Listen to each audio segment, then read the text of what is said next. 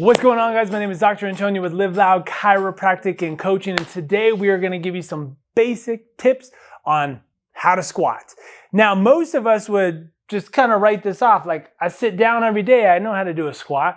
When we're talking about that, we're talking about a different movement pattern in this sense, because what we're trying to do here is we're trying to optimize a few different levers within your body so that you can structurally orient yourself to do more work and more load. And with that, there's a little bit of technique involved to help you. Now, what we're going to do today is what we call a box squat, a chair squat, something very similar to that to help you orient yourself to what we're trying to accomplish. Now, for me, I have two basic rules when we're talking about squatting.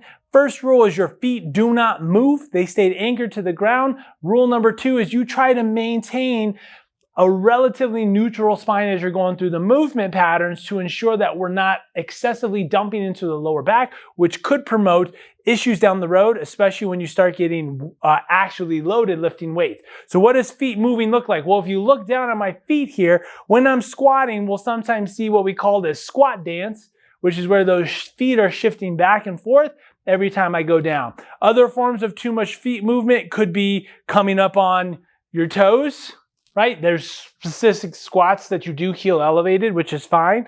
Other ones, other movements might look like coming too far out on the outside, and or as you're coming down or collapsing and my feet are rolling inwards. So find a stance and anchor down. Your stance might be wide. Your stance might be toes out.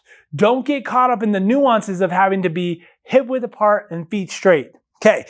Now, for the second rule, we're not going to worry about that so much today, but what's going to help you maintain that long spine and that neutral spine is having a target to reach to. So in this position, I know my stance is wider, toes open. The box is going to be slightly behind me. I don't want it underneath me. I want it slightly back. I'm talking an inch, maybe two. So what I have to do now to squat, I'm going to reach back and try to find the box, and I'm simply going to come up, okay? I'm going to gently touch and then stand up. We are not, in this setting, relaxing and then re-engaging. There is benefit to that, but that's not what we're talking about today. We're just going to tap, pop up. Now, why is this important?